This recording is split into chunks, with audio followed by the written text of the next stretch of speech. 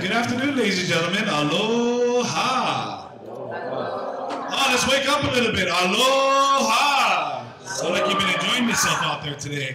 Well, once again, my name is Phat Joe from 102.7 The Bomb, High 93 FM. I'll be your moderator today.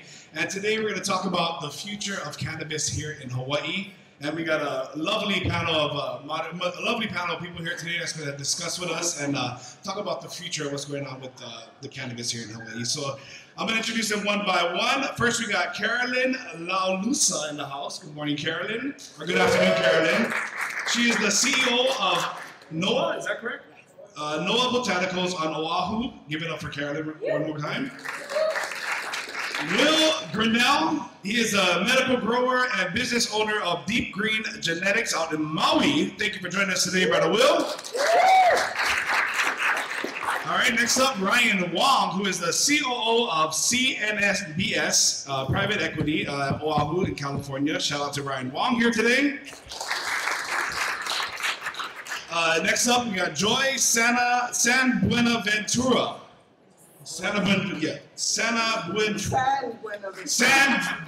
I'm gonna mess it up all day. I apologize. I love you so much. SanBuena Ventura. I nailed it on that one. She is the Hawaii State Senator, District 2 on the island of Hawaii. Give it up for Joy. And Jeanné, Kapela here, Hawaii State Representative, District 5, Island of Hawaii. Make some noise one more time for our panel here. And once again, thank you for joining us here on this discussion. And it's a very important discussion. We're going to take a deep dive into Hawaii's potential future as a national and global brand, navigating upcoming legislation, how potential law changes will impact the cannabis market. So let's talk about it today. Our first question is for Joy SanBuena Ventura. I'm sorry, Joy. I love you, though. Thank you for joining us here today. From a government standpoint, what do you see as the benefits for allowing Hawaii to legalize recreational cannabis?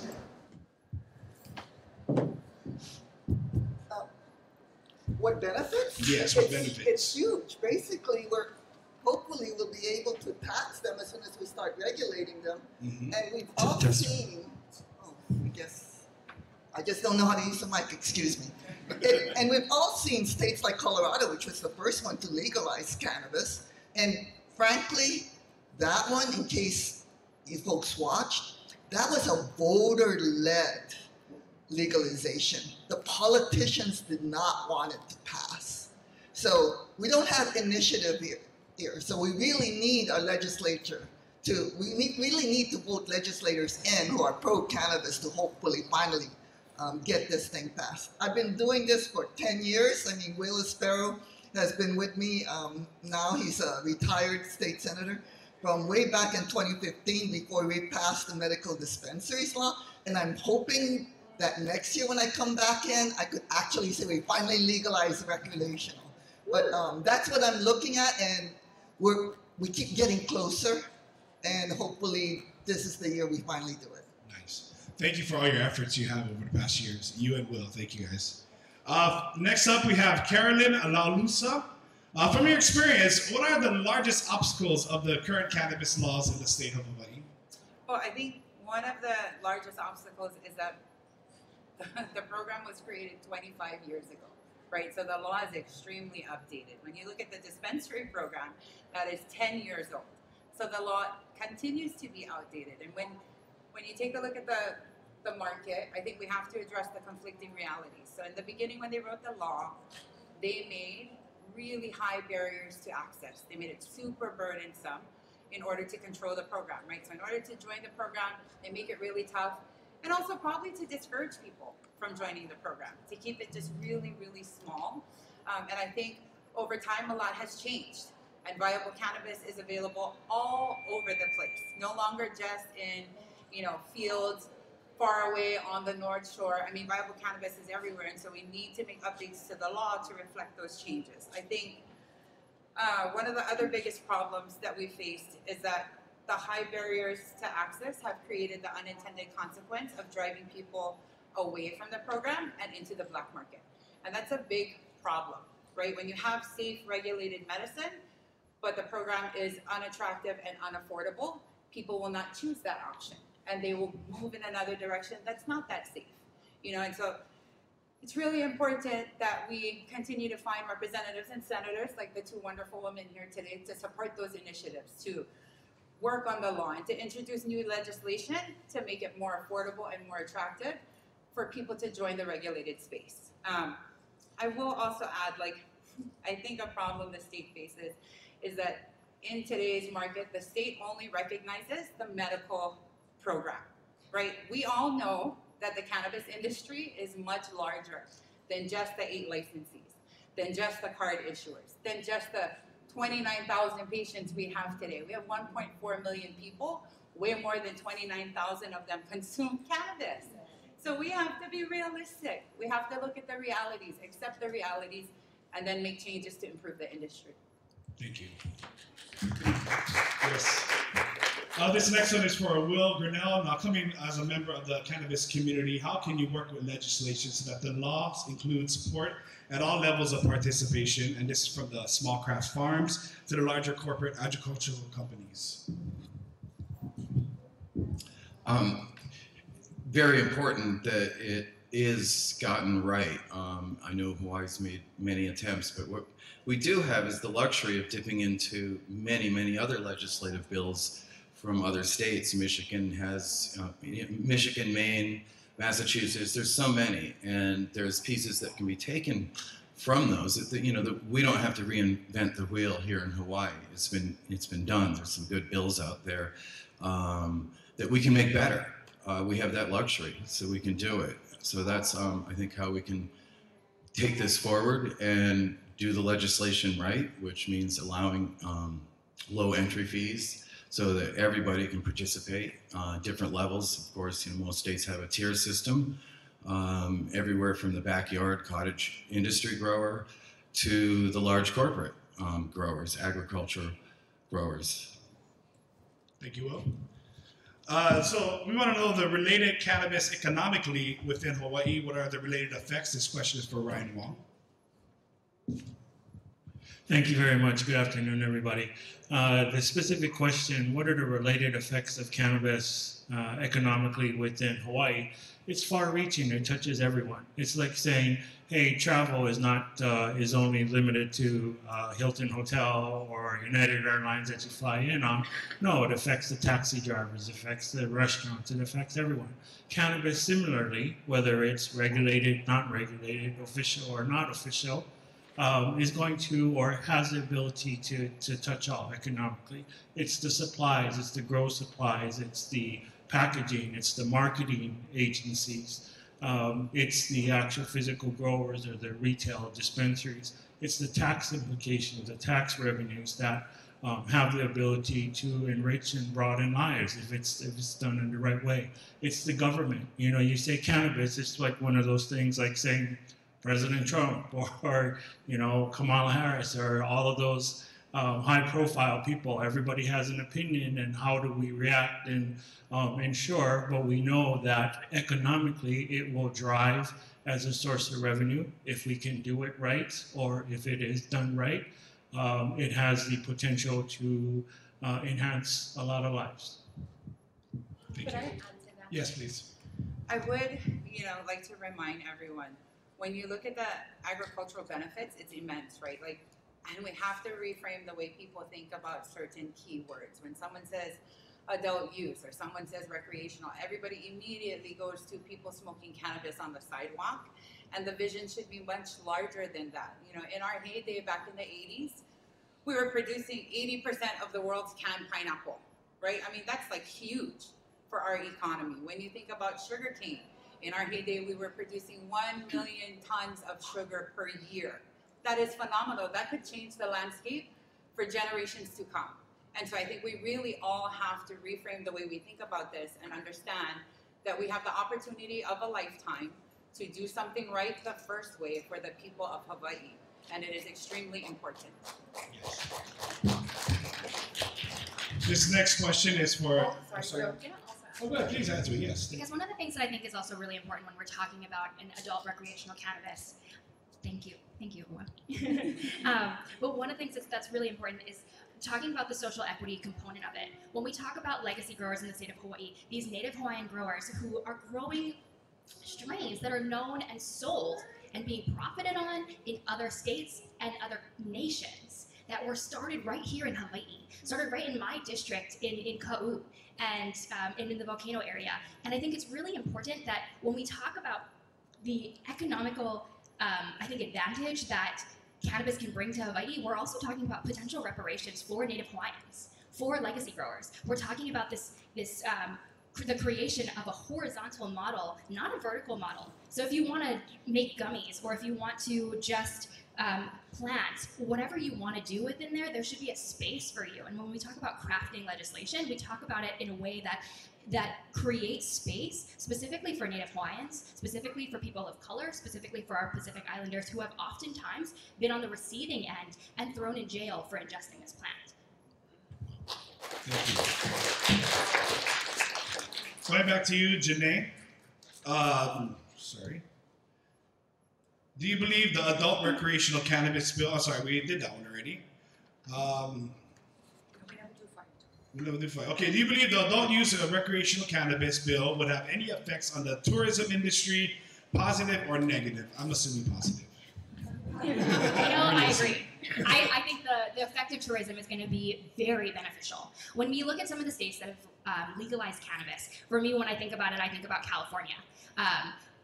One of the first things that many people do, or Washington, or Las Vegas, oftentimes, even if you're not going to ingest it yourself, people are curious. And they go into these states where they've legalized cannabis, and they go and visit these beautiful dispensaries. And if you've ever seen any of them, they are stunning. It's like walking into an adult candy shop. And of course, I think one of the things that Karlyn talked about that's super important is these parameters and these barriers, right? It's not when we legalize, because we will. It's not about kids being thrown into it right on the sidewalk, or people are smoking it outside of schools. It's the opposite, right? You walk into any of these dispensaries, you have to show your ID. You have to be 21. It actually cracks down on this illegal market because it's opening it up and making it safe and accessible for those who are old enough to be able to take it.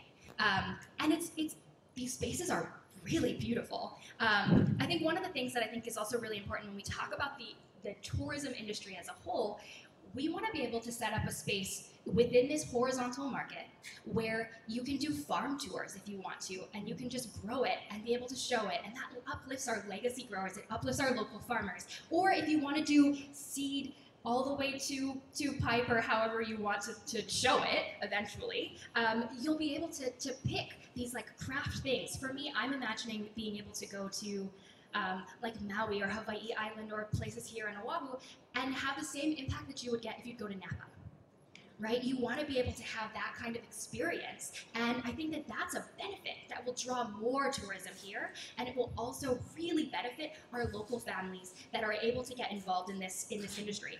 And I also want to shout out, because I'm from Hawaii Island, I want to shout out Big Island Grown, because I think that one of the things they're doing is really amazing. With some of their local gummies that they're doing for their patients, they are working with local farmers, extracting local fruit, utilizing that, supporting that, and then having these gummies that are free for their patients, that are perfectly medicated to exactly what they need, and they're utilizing these local products, supporting local farmers in the process, and making a very beautiful, beautiful product. So I think when we talk about the impact of the tourism industry, there's nothing but positive things that will come from this. Yes. I'll go after. Senator, sorry, you can go first, Ryan. Are you sure? Yes, I promise. Thank you. So I think one of the things that is very important is looking with cannabis beyond the actual drive and products and services of what it's doing. One of the things that we're looking at, or we've done some work in the South Pacific with the Commonwealth of Northern Mariana Islands and looking at Saipan, because as a tourism-drawn or tourism-driven business, they are looking at it from a healthcare perspective. Here, it would be even more beneficial as a destination tourism spot to be able to incorporate the healthcare benefits of cannabis into it. We're talking about bringing people out for rehabilitation, incorporating the use of cannabis to help them recover and heal, and involving and if it's paid for, intertwining how we work Medicare and Medicaid through that as part of the process. Number one, the economical benefits are there. Number two, the healthcare benefits. You don't even talk about cannabis. Number three, the related effects and how many people we just, with the previous question we can touch economically to benefit that. So I think this is really key for the legislature, or key how Hawaii develops its cannabis roadmap to be able to incorporate beyond just the farms and the products, but really how you can use healthcare as a major tourism impact in cannabis to be a very positive thing.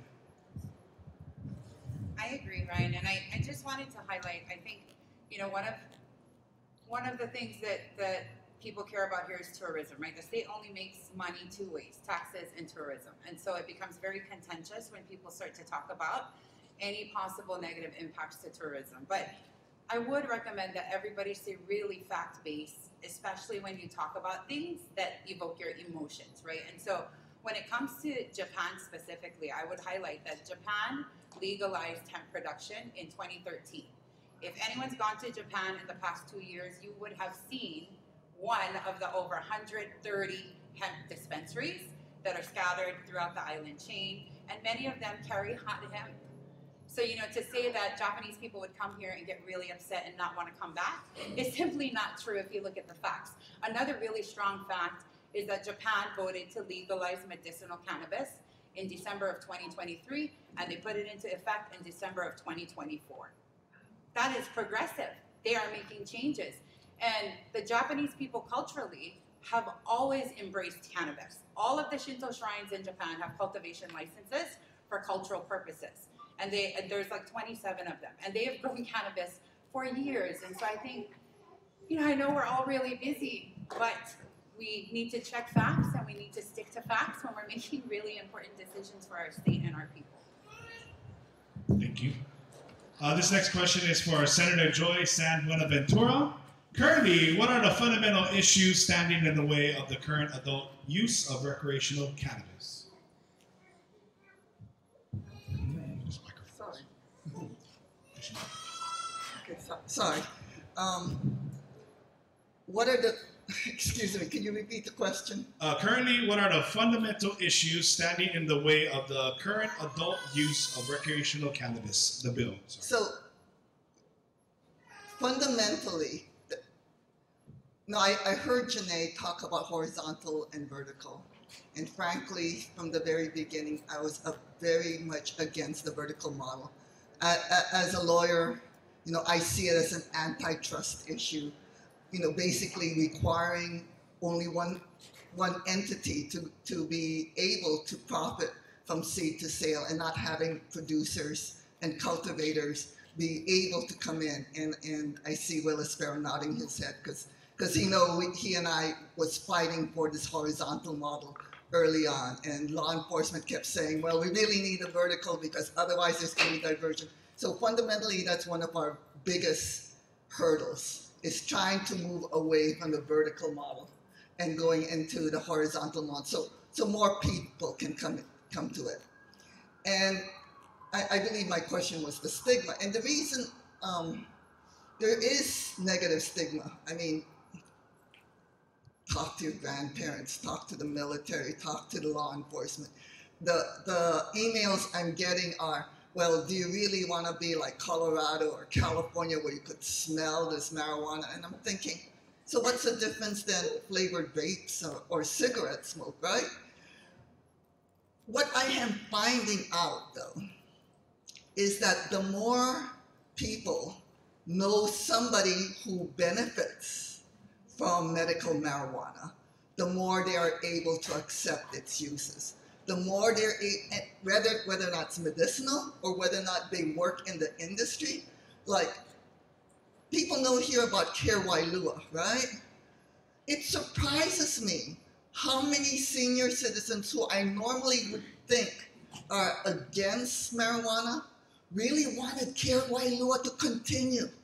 Okay, so to me, it was an easy sell for the governor to do the executive proclamation to basically not enforce the caregiver deadline, because there was a groundswell across the strata of conservatives and progressives.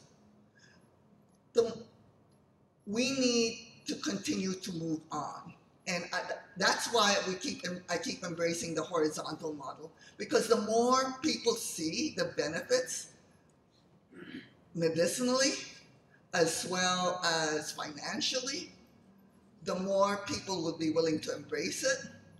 And maybe, we can get rid of the smell somehow. I don't know. I don't see what's wrong with it, okay? But people see, I guess, like cigarette smoke. People don't like cigarette smoke. People don't like the smell of marijuana smoke. Don't you see that? That's one of my biggest emails.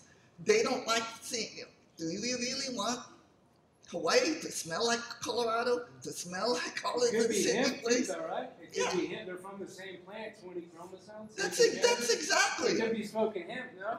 Right, exactly. So how do we know they're not under 0.3%? So that's what I'm trying to say. Tell me that. There's stigma because of the smell, and I'm not quite sure. And whether or not we agree with it, and I don't agree with it, as you can tell, I don't agree, and you don't agree with it. But the reality is, until we get rid of the stigma, you're going to have there's a lot of new representatives, you know that. Over 50% of the House are 2 sessions or less. What does that mean? They're scared. Anytime when they have a negative email that comes in, they would rather vote against rather than for. That's why I'm really glad that Cannabis Expo is coming in. Please talk to your representatives in the Senate. The Senate has always passed a legal cannabis bill, okay? The Senate has always passed it. It always dies in the House. Please talk to your representatives and see, and hopefully, even if you don't agree with whatever the bill is, at least let's get our foot in the door and let's change it later on, because as soon as they start seeing the benefits, the more they're willing to embrace it. So thank you. Thank you, Senator. This next one is for I'm going to add to Karlyn. that. I'm sorry, go ahead, please. I'm sorry. Because I think that this is really important. And it might be a contentious answer, but I think it's really important because one of the things that Senator talked about is there are people who come out that are for legalizing cannabis that vote no, or say to tell legislators in their testimony that they should be voting no because it's not perfect, or it's not what they want, or it's not what someone that posted on social media said it should be. That's what's killing cannabis. When you have legislators who are nervous to begin with, who need to find deep down in their now the political courage to pass recreational cannabis or an adult use program, it's very difficult for someone who's on the fence already to hear no's from everyone. There's never going to be a perfect bill, and that's just a part of it. And I think one of the other things too, when you're coming in to testify, recognize that respect goes both ways, right? I want you all to share your voice when you come to the legislature, but don't come in and yell at people who are already on the fence, who are already unsure, who are trying to sweep through 180 pages worth of legislation when this is one of 3,000 bills is what was introduced this year. One of 3,000. And we're talking, this is super important for the future of Hawaii, but it's also, you're balancing cannabis with healthcare, with Trump cuts on and freezes on essentially every single program that impacts our state. You're talking about healthcare access, you're talking about affordable housing in a state that has affordable housing crisis. So when you come in and you testify, share your points, share how this will help you or hurt you, and then also be open and willing to the conversation and allow the conversation to move forward. And be a benefit, be an asset to the legislature in passing this, be our ally in making this happen, in crafting good legislation. Don't come in and say, and villainize. Because the second you come in and villainize is the second we say, I don't have time for this then. We need you in this fight. And if they want to come in and testify, when is the next time that's happening? So that's actually happening this next week. The bill has been scheduled in the House, and as Senator said, the Senate's passed it over to us multiple times. It is the House that has really struggled to get it out. We have 51 members. It's a lot of people who are nervous about passing cannabis, but with your support, we can make it happen. So the hearing is going to be heard. It's a joint committee on Judiciary and Hawaiian Affairs, which is Chair Tarnas, and then the Committee on Agriculture and Food Systems, which is Chair Kahaloa. Both are very supportive of cannabis. So they are going to be hearing this at 2:00 p.m. on Tuesday, February 4th. So that's coming up. You can testify via Zoom. So if you want to be on your farm testifying, I implore you to do so. If you want to come to the legislature and testify, please do that as well. It's super beneficial to hear your voices. And if you can't show up at the hearing via Zoom or in person, you can just submit your testimony.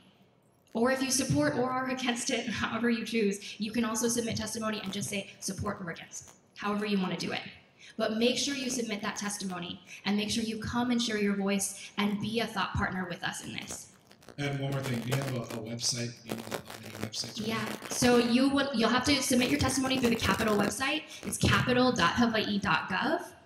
And if you need assistance, you can always call any of your legislators. You can let them know how you feel about this legislation. Just call or send an email. But if you use the Capitol website, that's the easiest way to get a hold of everyone who's involved. Another really good resource, if you don't know how to track legislation, or sometimes the Capitol website is a little bit wonky, like most governmental websites, use the public access room. And if you just type into your Google search bar, public access room Hawaii, those folks are really wonderful in helping you navigate the legislative system. They'll help you set up a Capitol account so that you can track the legislation as it moves.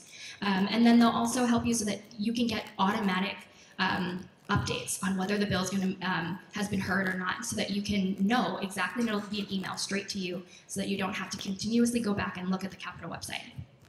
Thank you, Jeanné. Okay, next one is for Karlyn Laulusa. What states, if any, have model or laws that could potentially work for Hawaii's cannabis industry? Well, I think, 24 states have legalized cannabis before us.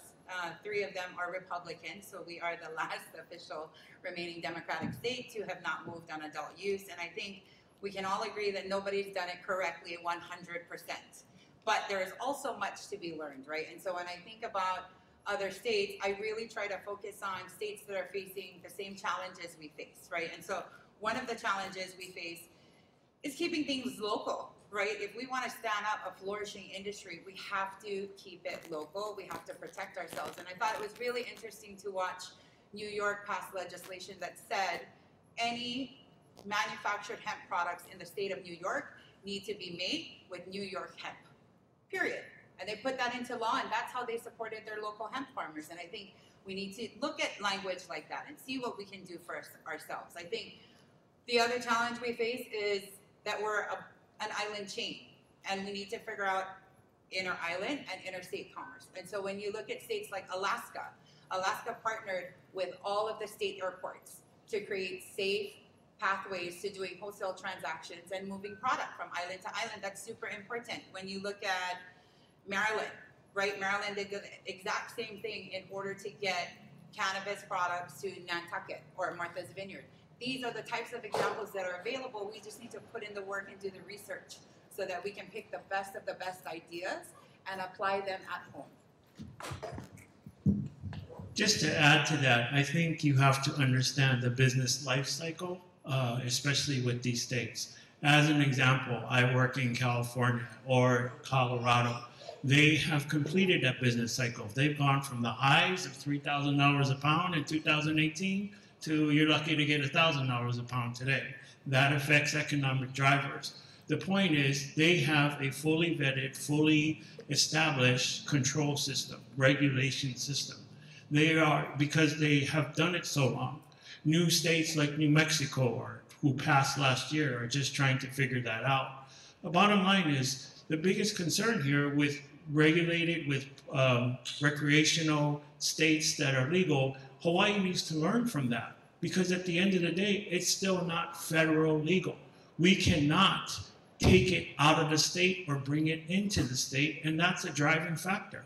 It's supply and demand. So great, you recreationalize it, you make it all open. If you don't have those proper regulated, if you don't learn from previous states of what they've done, blue or red, that's a big exposure because there's only so much demand for the supply that is here under current law.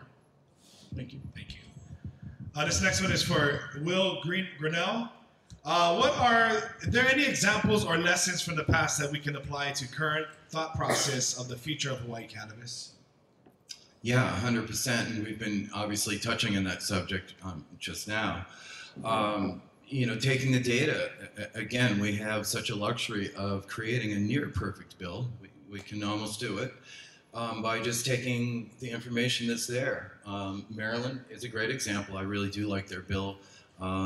Michigan, so forth. So, that information's there. Some states take an approach of, regulating it as a drug. They approach it as a drug.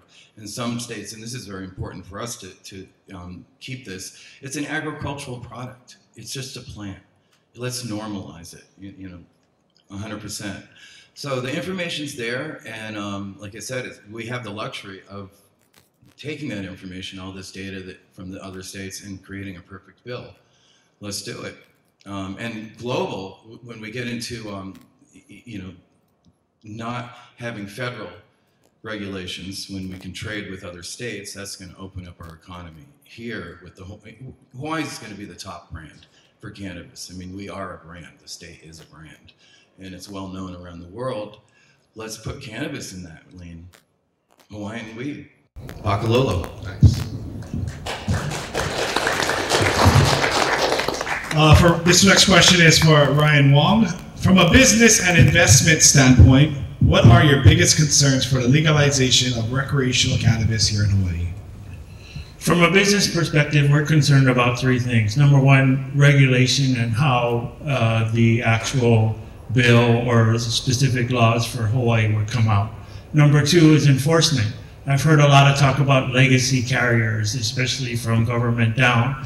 At the end of the day, if there's not going to be proper regulation, if everybody will not compete on an open, competitive landscape because, and it's not enforced, that's going to be a problem.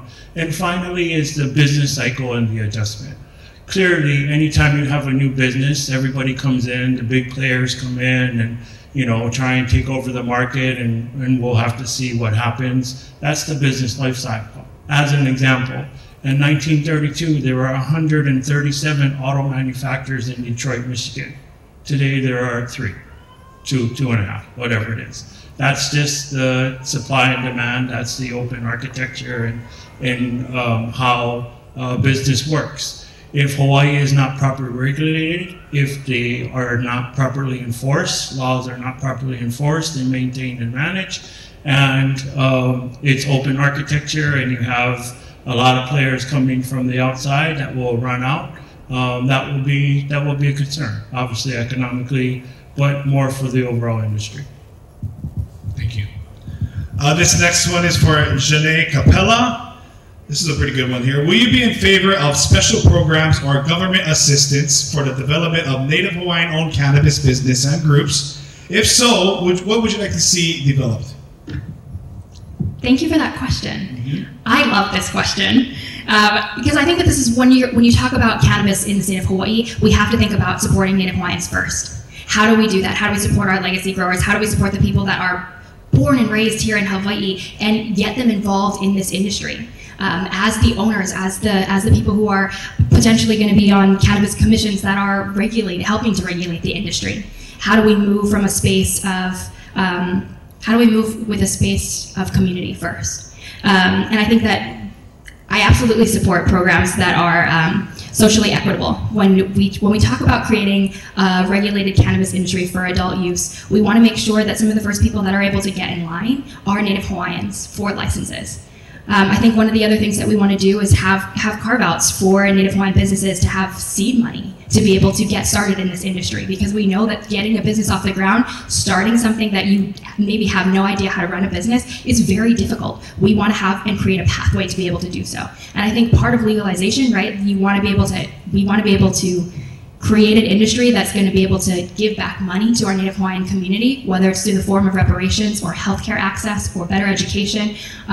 All of these things, we know that we can make that happen through the taxes that we get from cannabis, through a regulated industry. And we want to make sure that Native Hawaiians are at the table and are starting this conversation, not left out or left behind. Can I follow up on that one? Please. So the actual bill that's coming out, and had last session also, actually create a social equity fund. The social equity fund would help the Native Hawaiians, would help those who were, who are marginalized because of the war against drugs. And that's also one of the reasons why, if you ever look at the bill, it's like 300 pages. And it creates a hemp cannabis authority, but part of the money of the taxes that's going to come out of this would be to fund the social equity program, because we know that there are people who are harmed because of the war of drugs. I think you need to be very cautionary with that. And you can look at California and Colorado and Oregon as examples where they have social equity programs. In California alone, there are over 300 social equity licenses, meaning they give special preferences to people with criminal records, specifically in cannabis, to get these licenses above regular operators. Doesn't even take into account the black market. And out of these 300 or so licenses, the ones that actually are able to have their own dispensaries and cultivations and manufacturing are probably less than 1%. Why? Because everybody knows how much it is to break in. The barrier of entry to cannabis is quite high. So they give these licenses out, they can have up to 51% go of the business, and they take 49% and they'll sell it to a large organization like myself or somebody else that does it. Does that help my fellow Native Hawaiians to do that? I don't know. It has to be regulated. It has to be ensured that when you think about this and you're going to define social equity, you do it in the right way. That's, again, non-biased and fair and gives the true advantage and purpose for why you're doing it. Again, going back to the previous questions, you have to really look at what other states have done, correct the mistakes so you can do it. You have to really look at what the actual economic driver and impact is to make sure if the purpose is to benefit our Native people and help them, no problem. But how are you going to do that? And number two, most importantly, are you going to enforce that? Thank you. Thank you. Next question is for Karlyn Laulusa, and it's important to recognize that Karlyn is the first Native Hawaiian CEO of Cannabis. Correct me if I'm wrong here. Yes. In the state, yes, she's the first Native Hawaiian in the state of Maui, so we got somebody there. What portion of the current proposed adult use recreational cannabis bill is most encouraging and why? So I think I would like to highlight the bill that, because there are like 15 bills. Okay, so the bill we're talking about here is House Bill 1246, and it's called the Hawaii Cannabis Law. And so there are a couple of things that I am very enthused about in this bill that was authored by Rep. Tarnas. And what he did was he took the Attorney General's version of the bill from last year and then made edits based on everybody's feedback and tried to collaborate to reach something that was more attractive to everyone in the industry, right? So the first thing it does is, like what Senator had brought up earlier, it promotes a horizontal model. So cannabis is super capital intense with the way that we set it up, right? And we can all agree that it was not an equitable process in terms of how the licensees were set up and what that process was like, but you needed a bunch of money. And because we mandate vertical operations, you have to do everything from seed to scale. You cover the cost, you pay for the facilities, you buy all your capital expenditures. And so to Ryan's point, it is a very dangerous business to be in, and it's super risky because if you don't know how to run an effective operation, you will put up all that money and then that whole vertical tower will fall down and you're done. So we have to be very mindful of that. Now the horizontal model allows us to do what we're good at doing, right? If you're good at growing, you grow. You get at processing, you process. You get at making edibles, you make the edibles. And so that allows everyone a fair shot to participate as we move forward. I think the other thing that I really like is that it protects our medical patients and their rights. A lot of people, like I shared earlier, 29,000 people currently depend on cannabis as their medicine. right? And so we need to make sure that we are taking care of the medical market and not walking away from them thinking that this is something better, because this is truly medicine, right? In the Hawaiian culture, we call it la'au lapa'au. It is plant medicine. It has always been plant medicine, and so it's very important that we continue to support plant medicine. Another thing that I really like is the incentivizing of legacy growers. And I think the points that Ryan brought up and the points that the representative and the senator brought up are all valid. All of those things are valid. But what this bill particularly does is it stands up a cannabis craft license. Okay, so you can be a legacy grower, you can opt in to participate, you can have up to 3,500 square feet of an indoor grow or 5,000 square feet of an outdoor grow, and you are allowed to sell the cannabis that you grow to people that come to your grow site. That is a pathway to joining the regulated market that we've never had in writing before. You know, and I want to go back to what the representative brought up, which there are a lot of people that walk through this life thinking, if I don't like this one piece in this bill, I'm going to kill it, and they celebrate being bill killers. Okay, what I have learned very quickly is that you need a bill to pass in order to move forward. And where it counts is once that bill is passed, there are a lot of smart people that schedule writing sessions to flush out what the language is going to be, and they can change different aspects during the writing session. But the most important thing is to get a bill passed. Because if you don't, you end up where we are today, with language that is 25 years old, that doesn't work for anyone. And so it's very important. I'm sorry. I acknowledge that. And so I think the other thing is the bill does focus on local. So the bill tries to introduce protections to prevent multi-state operators from coming into the market and dominating the market. And that's super important because we've seen it time and time again, and keeping it local is very important to all of us, right? Regardless of what or how you participate in the industry. And then the small business support. So this part I've been very passionate about, and I've spoken directly to Representative Tarnas about it, because when it comes to social equity and it comes to reparations and it comes to taking care of minorities, we have to be very mindful. And you can't just say, we're gonna give all the brown people licenses. It has to come with access to funding, access to capital, support in learning how to run a business and how to be effective, how to manage expenses. All of these things need to be well thought out, well planned, and available as a resource for all of our small business owners that are gonna decide to join the regulated market.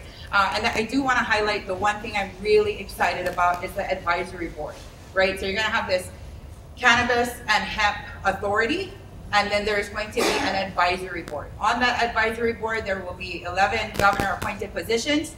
3 are going to be recommendations from the Senate President, 3 will be recommendations from the House Speaker, and then that leaves 5 more seats. They call for an expert in Native Hawaiian culture. They call for an expert in agriculture. I mean, so these will be the people that will help us get to where we need to go. And so it's very important that we all pay attention to that, and we make sure we have representation from all the different demographics sitting on that advisory board. And what I was most excited about was to see language, particularly for the advisory board, that calls out that they will be responsible for figuring out a pathway to safe and regulated interstate commerce. So, you know, before I brought up, you know, what we used to do in pineapple and what we used to do in sugarcane, and when I say those things, people oftentimes look at me and say, oh, we cannot ship out of state, Car. That's never gonna happen. Well, you don't know if it's gonna happen or not unless you try. And in the bill, the advisory board is assigned with trying to find safe pathways to do that. And so I think 1246, House Bill 1246, the Hawaii Cannabis Law, has been the most thoughtful and comprehensive legislation that I have seen to date. It takes a one-plant model. Some people don't like that, but it takes a one-plant model, so that authority will oversee hemp, cannabis, and finished products. And it has the regulatory framework to allow us to grow, to allow us to flourish, to allow multiple people to participate in the industry. And so, you know, don't let one little thing you don't like about it entice you to kill it. Support it, get it passed, and then be involved. Be involved in the writing session. Be involved in making suggestions or amendments to change it and tailor it to your needs. Because if we don't pass a bill, I'll be here next year saying, the law's 26 years old. Thank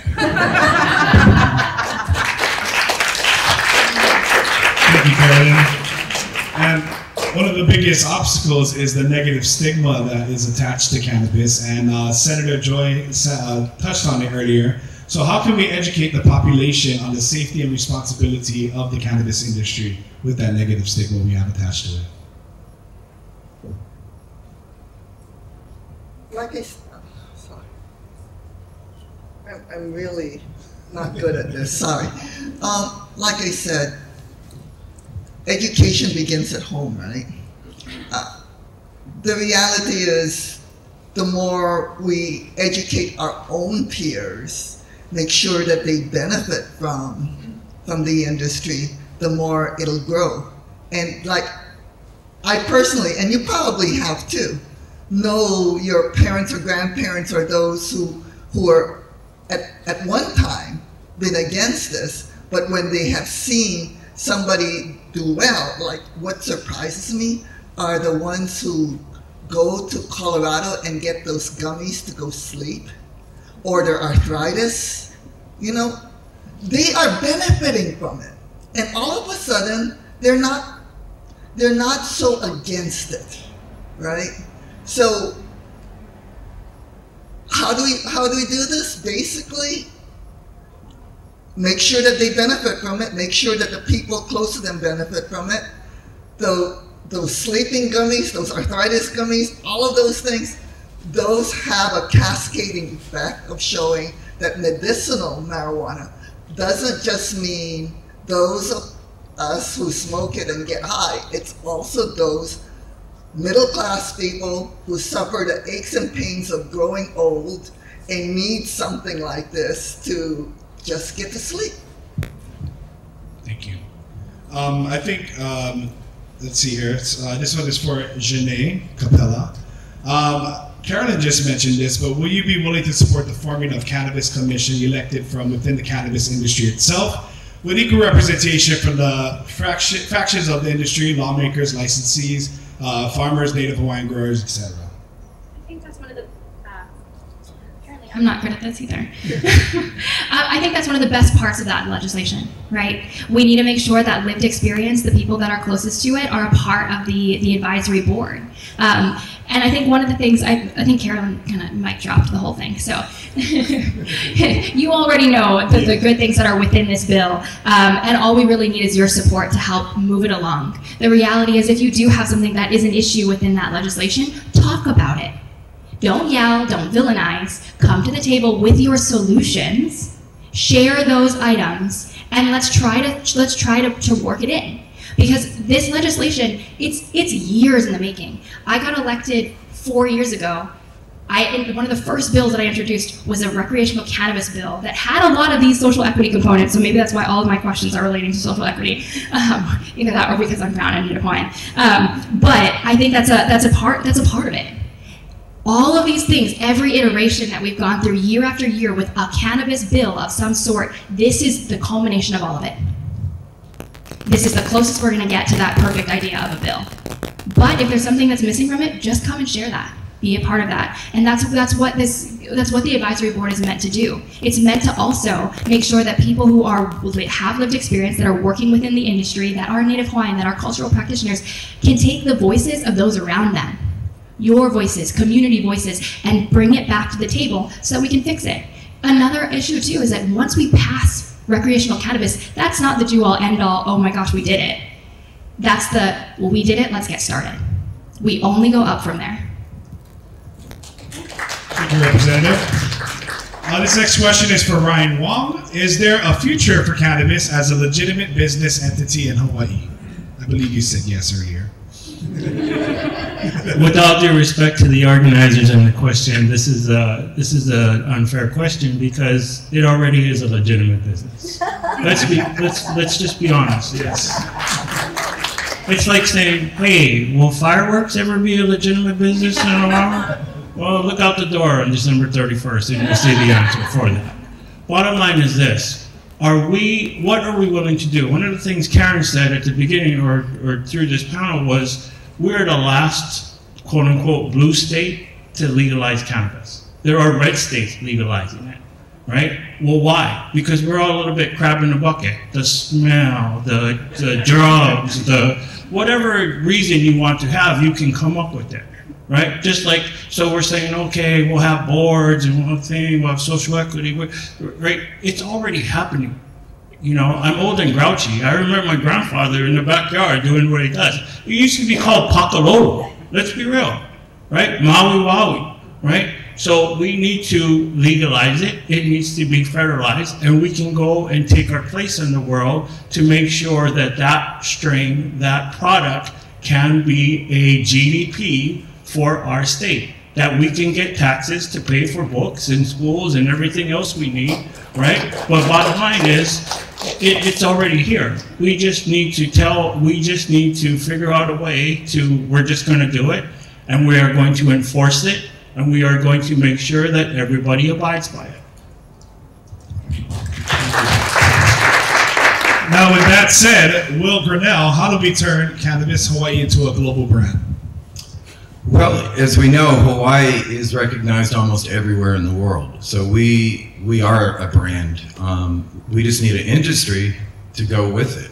Once we have a good cannabis industry set up, the rest is done. You know, the world wants our pakalolo. They want our cannabis. I've traveled quite a bit in the past few years and met a lot of the international cannabis community from Europe and Latin America, and they get very excited. You mentioned Hawaii. There's excitement. So, you know, building it into a global brand should be very easy. We just need an industry that makes sense and is ready to go. And there we are. We are the global brand. We could be probably the strongest cannabis economy in the world once we get it together. Yes. All right, so now we want to share your vision of what you would like to see in the Hawaii cannabis industry and Hawaii develop into. I know a lot of you already shared your thoughts throughout your answers earlier, but one last time for the group here. We can go as whenever you feel. Will, you can go first if you want. I'd love to see it develop into a global brand. We're both backyard farmers, cottage industry farmers, and the largest agricultural farmers can all have an industry together, and we market and brand to the global marketplace.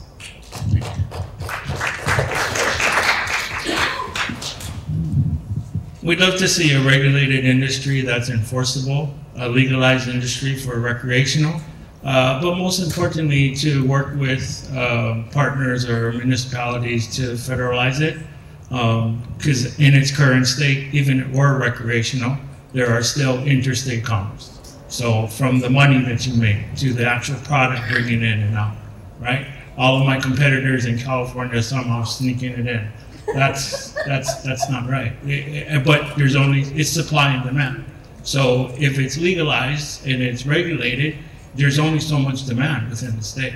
In order to build a global brand for pakalolo, it needs to be federalized so we can actually put it on a Hawaiian plane and send it to wherever it's going to go. So I represent the district of Puna. I don't know how many people know that, on the Big Island. When I first moved to the Big Island, Puna's economy was bustling, okay? And we know, I see the heads nodding, that a lot of it was the underground economy. It was probably marijuana.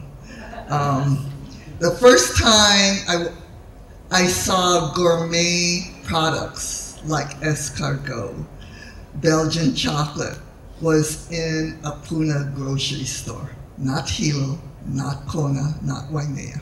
Okay. The Jeep dealership was doing great guns until the helicopters came in and started shutting things down. And now the Puna economy, a lot of them are on welfare and SNAP.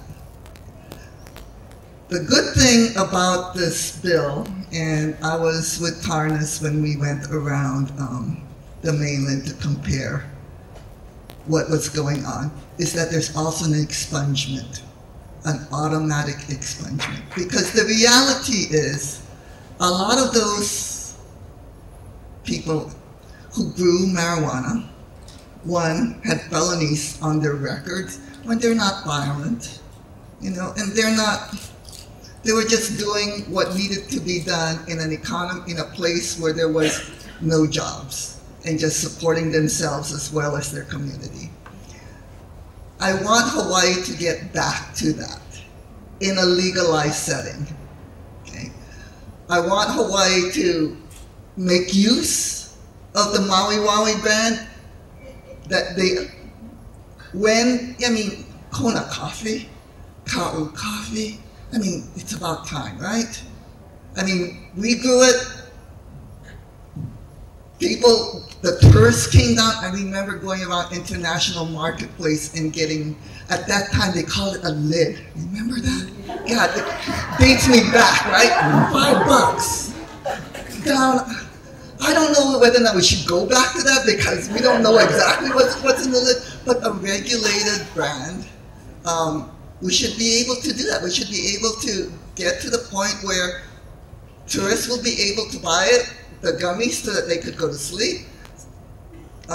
People should be able to, if they know how to grow, be able to grow it, be able to make money out of it like they used to do back in the 80s before they got shut down, and get back to where we were, and hopefully, and tax it this time, because we don't know what the federal cuts are gonna be like. We're gonna need the money anyway. So let's go tax what we do well. Thank you. Yeah, let's tax what we do well. By the way, this is my senator. I'm also on Hawaii Island, and I really appreciated you talking about what Puna was like.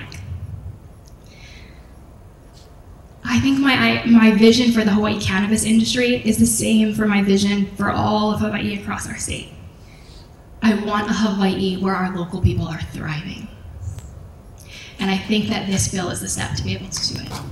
The Hawaii cannabis industry that is set up that allows local people to thrive, that allows them to do what they're good at whatever part of it is that you're good at, allows you to have your foot in the door, to be a part of a regulated industry where you have the ability to put food on your table, keep a roof over your head, gas in your car, feed your children, and know that they have access to education, access to healthcare, access to the most basic needs that they need in order to thrive. That's what I want for Hawaii. That's what I want for this industry. And this is our step to be able to lift Hawaii as a whole and lift Hawaiians and lift our local people in a time when, to be quite honest, there's a lot of hesitancy in this nation. There's a lot of fear. There's a lot of things that we need to worry about when it comes to money and potential freezes, and specifically the harm that can be done to our Native Hawaiians. When we talk about diversity, equity, and inclusion, that includes anyone who is Native Hawaiian, any program that supports Native Hawaiians. That's a direct attack on us. And we need opportunities like a thriving cannabis industry where we put that seal of approval, grown in Hawaii, on top of that package, and we send it anywhere in the world, and we profit off of that. Our people profit off of that. That's what I want for this industry, and I think that we're steps away from being able to get it. This next bill, House Bill 1246, is a chance. It is our chance. So if every single person in here today takes a tidbit of knowledge that you took from this panel and goes and testifies or submits your testimony, that would be a huge benefit in our pathway to uplifting our economy and our Hawaii.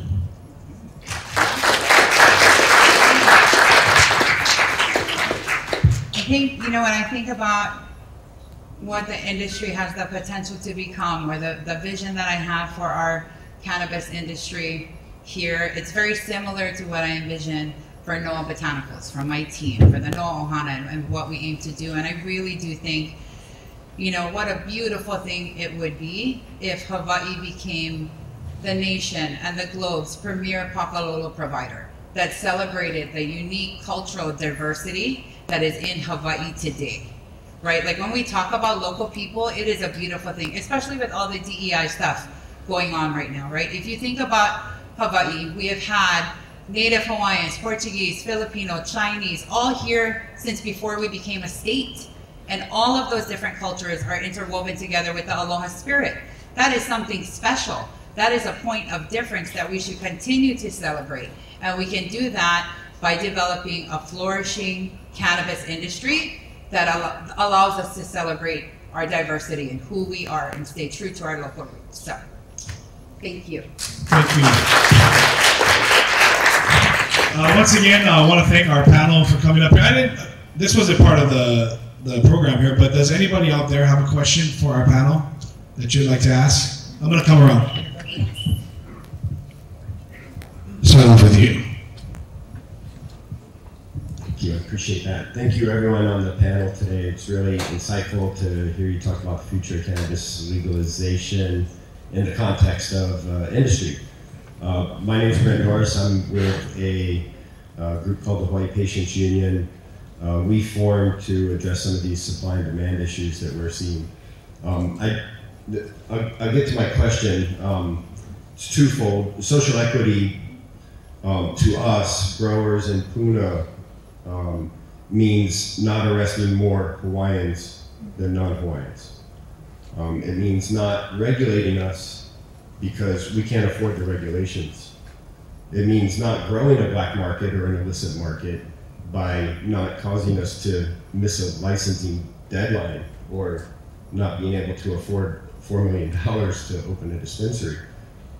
Social equity means letting us do what we do best. We grew Hawaii as a global brand more than 10 years ago. This happened in the 80s. People have wanted cannabis from Hawaii for a long time. So we can grow that brand again, but you gotta let us grow. That's what we do best. And social equity works itself out. So when you're talking about supply and demand, it's interesting that the bill that we're talking about today actually last year had a large eradication budget.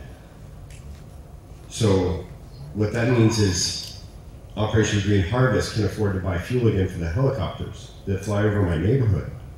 And we've had a 10-year period of peace, most recently, without the helicopters.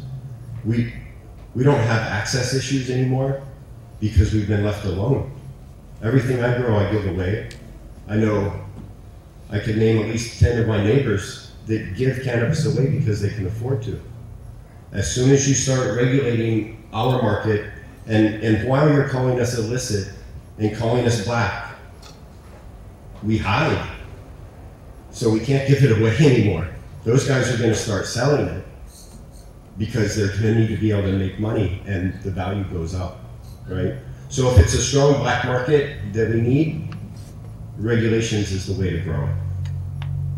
And we'll make a strong black market like we used to have. And we'll all participate. On the tourism side, I run HawaiiPotTours.com.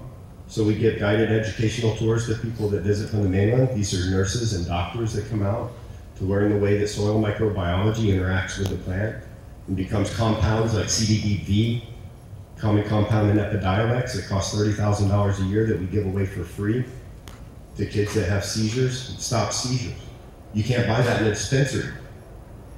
So I can't not grow it.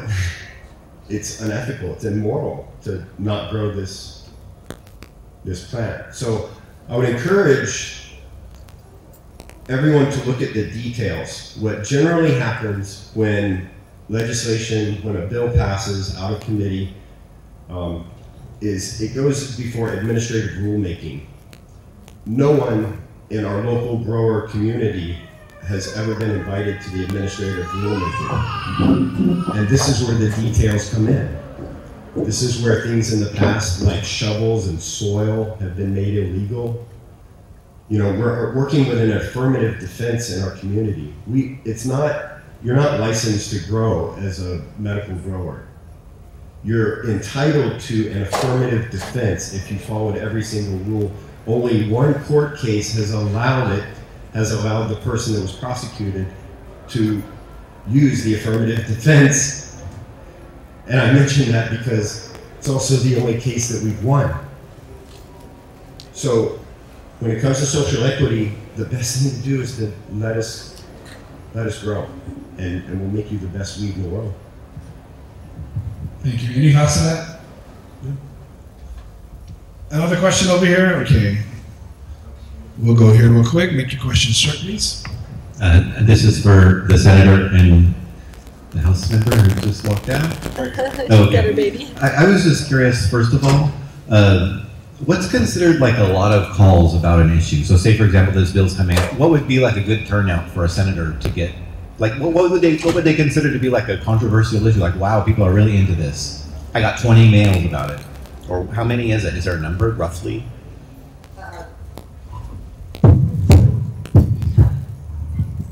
There is no number. However, okay, so basically, I think there are some people like me who is already targeted because they know I'm pro-cannabis. So I'm going to get a number of, there are these bots, okay? There are these voter bots, and they put in the name and address of the voter on there that says, I'm your constituent, and I want you to vote against this. But you could tell from the email that it's a voter bot. Okay. Because the subject line is the same for 50 mails or something. No, well, it says something like x@voter.action.gov or something like that. Okay. So, and then they generate. So as soon as they have bots, then your emails are flooded with this. So the answer is not quantitatively, but qualitatively. Like it has to be your constituents. If a lot of your constituents are for it, then the high likelihood is you're going to go for it. Okay. But is calling better? Like if you got 20 calls about it, would you be like, wow, I haven't got 20 calls about anything in a year? Not necessarily, because basically it's going to be screened. But yeah, anything counts, really. Okay. Calling, I'm just wondering if there's a number we could aim for. Like, everybody needs to get at least 10 calls. Right. So really, the more the better. Okay, and regardless of how it is. But as you can tell, I mean, I love Brent. He's my constituent. But it's people like him, and a lot of people like him, who don't want regulation at all, in which case this bill is going to die. So we're not really moving forward, right? And so that's what we're faced again. We're faced with pro-cannabis people who don't want regulation but make money on the illicit market, right? As well as people, who don't want, who try to have a wall against drugs altogether. So when you combine them, and basically that's why the bills keep dying. And hopefully there's enough of rational people. And I'm not going to say Brent is not rational, because he's rational in his own way, but if we want to move forward, the reality is we got to regulate and tax. Okay, I agree. Thank you. All right, we have another question here. This question is for the Senate, Senator Joy, and also House.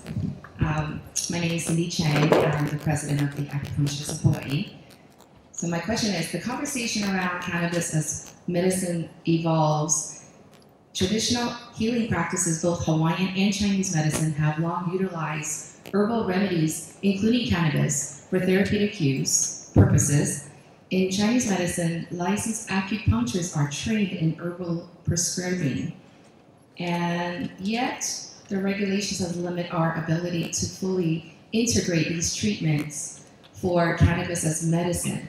How do you see the role of traditional medicine systems, such as Hawaiian and Chinese medicine, being included in a broader framework for medical, I'm not sure what we're calling it today, but cannabis policy? Could there be a pathway for licensed acupuncturists and other traditional healers to participate in guiding, I don't think we can prescribe, guiding patients in its use? Okay, so by having this more broader horizontal framework, it's easier to penetrate the market. And right now, I believe one of my requests really is to get rid of the conditions to get a medical marijuana, because that is hampering a more broader use, right? And And so the other aspect is who can give not prescription, but a recommendation for it. And I believe we got naturopaths in there, not just MDs. Okay. So acupuncturists can be part of that too. Okay, and then when that comes in, then you can then be part of the conversation, right? Yes, thank you so much for your response. Hi, following along with that, my name is Dr. Jeanné Nielsen. I'm a clinical nutritionist. I have 10 years of research and study in medical cannabis, and yet I'm also not allowed to recommend or work with patients. So are folks like me going to be able to be part of this horizontal model as well? That's the plan. Okay, well, we need to move forward because Brent is right. After we pass the bill, then it's administrative rules, and that's when the details come in. I want access. Okay, we know that medicinal, like acupuncturist, nutrition, they all should be part of the conversation. And when we start getting the access route, then we'll be able to make it broader. Okay. Anyway, that's the plan. Right, but with the current law that's being written right now, what is the access for medical cannabis patients? Because I'm hearing all about recreational here. That's great, but what are we doing to preserve the medical cannabis patients? So, no, I agree with you that basically the law right now, it's for basically a dual use and getting the whole authorities set up. But it's not dual use. It's not written as dual use. It's written as a recreational use. No, it's part of the whole authority. Senator, if I could. So I think, hi Amy. Amy, we used to work together. So I think her concern is very valid, as is yours. And if you look at 1246 right now, it does not necessarily include the language to expand who can be a certified provider. They added naturopaths, but to you're both making very valid points, right? And if you look at one of the highest barriers to entry to the program, only 237 licensed physicians and APRNs registered in December of 2024. In all of 2023, only 234 licensed physicians and APRNs participated by issuing one or more cards. So we have limited physician provider, and we need to fix that. So there's another bill, or there are a couple of other bills that try to address that and expand who can issue certifications, because we need to improve access. That is one of the burdensome barriers that was instituted in the beginning to control participation and discourage participation.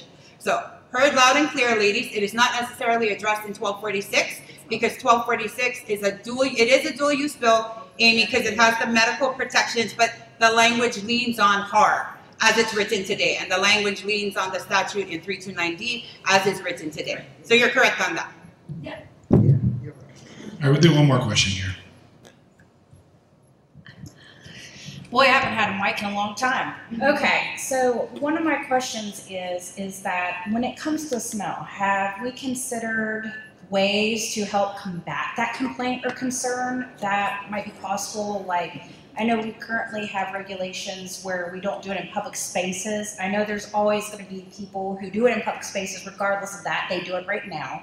So have we considered any other ideas besides that that could combat that concern, which would make it more appealing to those who are worried about the smell? I think in 1246, they try to allot funding for nuisance abatement. So we can do research and figure out, like, what are the best ways to address the smell. But I think at the end of the day, it's very hard to control, right? When you write a law that says no smoking in public, that's words on a piece of paper, unless someone's going to enforce it. And we all know that. It's that way with tobacco. You know, and so I think when particular individuals hold on to, oh, well, I don't want to walk around and smell that smell, it's more of rhetoric, right? That will come down to what type of enforcement do we have on public spaces and consumption in public. And so I think Ryan hinted to it, right? It's very important that we have enforcement for a lot of the different pieces. And I'm not talking about people going to jail. I'm not talking about the people smoking. I'm talking about the framework in the bill, setting up parameters to protect us and to produce a very safe and well-regulated market so we can address everyone's concerns holistically one time. Okay, so it's about securing to these people, letting them know that this will be regulated. Yes. Okay, and so, but we're working on that, right? Trying to figure out? Okay. The other thing is, have we considered the route? I'm sure it's been done in other places, but basically saying that, you know, we know you don't like this, but have you considered that you love your family members and everybody else? We already have marijuana going across everywhere illegally. If we legalize it and tax it, we can help prosper Hawaii, which is your family members, your cousins, everybody. And have we considered maybe more moving on that route to help them see how it can help them and how it's already there no matter what? It's just now we've made use of it. I think we have, it's very hard to change a person's perspective based on how they grew up, where they grew up, what their cultural beliefs are. And so if we just stick to facts when we talk about this topic, I think people would learn more, faster, quicker, and will reach a point of compromise that's healthy for everyone, right? It's very hard to tell someone that is very religious that there's nothing wrong with consuming cannabis if they see cannabis consumption as a sin. You know, and so then you have to lean on the facts, like the fact that in Colorado today, Colorado's given over $746 million to their public education system, right? They have the best schools now today because they took that money and put it into the public education system. And those are things we have to learn from and things we have to figure out how to copy and paste. You know, if it really worked well for that, then we should do it here. And those types of actions will help to get everyone else to the finish line. But it has to be fact-based. We have to do our research, and you have to, you know, share it. You got to put in the work and actually have these difficult conversations with people that are adversaries. And so I've spent a lot of my time in the past 4 weeks speaking to a lot of people that are adversaries of cannabis. Why? Because those are the people that are going to give no votes. And I'm meeting with these people to share facts. You know, like a lot of people don't realize, hey, it's a fact that hemp and cannabis is the same plant. We call it two different things, but you can't tell the difference until you take that plant to testing. Like, that is a fact. A lot of people don't know those facts. And so I think it's just really important that we continue to have difficult conversations that are fact-based to spread awareness so that everyone can feel comfortable with the decisions that we're making or recommending. And I have, oh, go ahead. I have one last one, then I'll be done, but I'll let you go first. I think we also need to understand that cannabis is just one of those highly polarizing industries and highly polarizing synonym. So it doesn't matter how you feel about it. There are people going to be for and against it, right? It's just given the facts, given the promotion, given all the benefits, this is truly a good thing for us as an economy, for us as an island, for us as a state. But you have people against it in California. You have people very against it in Colorado and every other municipality, legal or not, right? That's just a fact. We just need to be able to have more people or more senators or more legislators that are willing to take that chance. And that's what they're saying is the calls and the support and the testimony to help everybody understand. Our biggest growers, right? This gentleman just, you know what I mean? They're against it. But wait a minute, why are you against it when this is your industry? Well, because it's unregulated and I can keep doing what I need to do. Okay, so people within our industry, within our sector against legalization. That should make people wonder, that should make people question. And like what I pointed out, I mean, day to day, those gummies, people didn't like CBD before because they were afraid of it because it's a cannabinoid, right? But people are more and more accepting of it now. And when you start informing them that, you know, that this is from the cannabis plant, hopefully it'll break down some barriers. But, you know, Ryan is right. There's always going to be people against it no matter what. But day-to-day people, regular middle-class people, when they start seeing the benefits, or they don't realize that they're already benefiting from it until you point it out to them, you know, then just start them. Now start taxing. The people who are telling me about Colorado, do you really want it?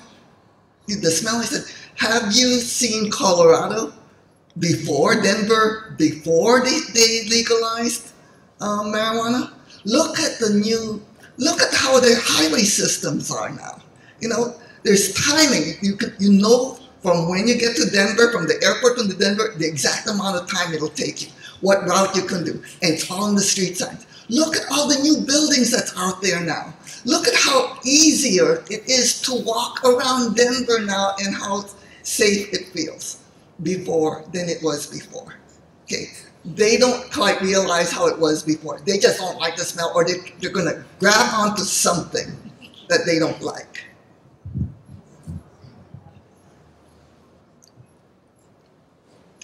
Yeah, I think another point to bring up that hasn't been covered is that there are a lot of entities that will spend a lot of money to lobby against cannabis too.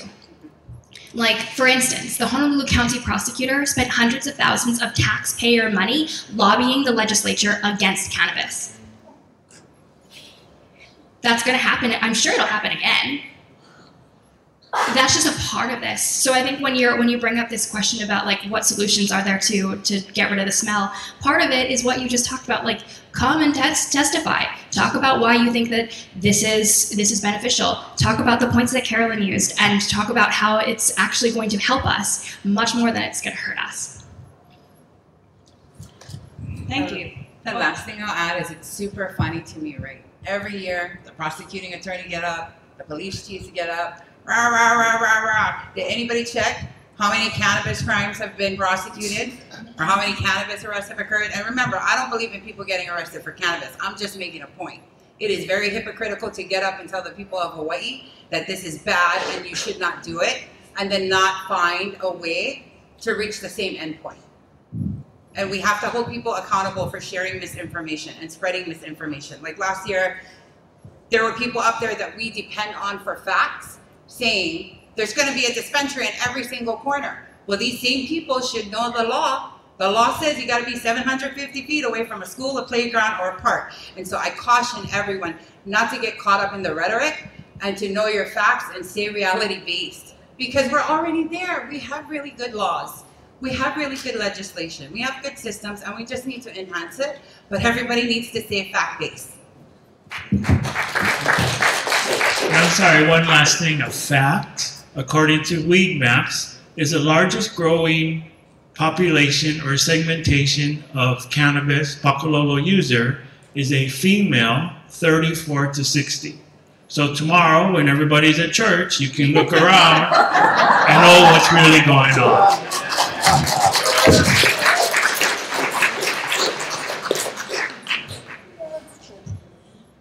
And I guess this is my, thank you guys, by the way. My last question would be, here recently they passed something where, well, they shut down Karewailua. And it's kind of been one of those things where if you're low income and your landlord doesn't let you grow your own marijuana, and you don't really know anybody who owns their own house, you know, it's kind of difficult.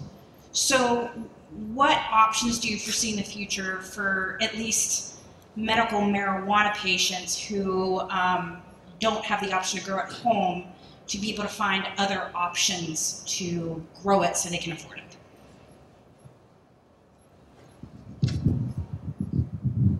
So we're removing that the caregiver deadline, and by executive order, Governor Green basically is not enforcing the caregiver deadline. So hopefully, and frankly, it surprised me that last session we did get rid of the deadline, because I have always fought against putting that deadline there to begin with, and I keep getting outvoted.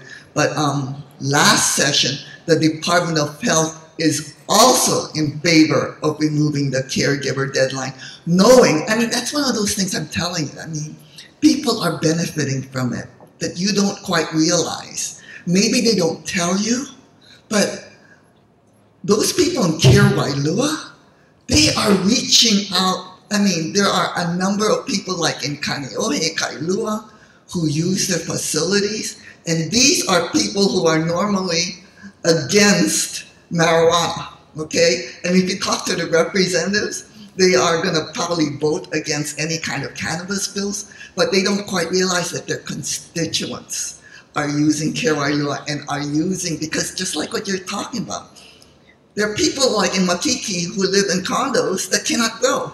There are people who just don't have the ability to go, but they certainly need it, and they can't afford what's happening, and I mean the cost of the dispensaries. So there is a need for it, and the governor realized that there's a need for it. The Department of Health knows that there's a need for it. So we're going to get rid, hopefully, of the caregiver deadline this session for good, and so that you can continue to go. And then it's just a question of how many plants that the caregiver can grow for you. That has always been my fight with the Department of Health. They first wanted 100. They got me down to like 25, and maybe we can compromise at 50, but I don't know. We'll see what happens. Do you think your wife will open back up? Go talk to Jason about that. Okay, we'll do. All right, well, thank you, everybody, for your passion. Thank you to our panel over here one more time.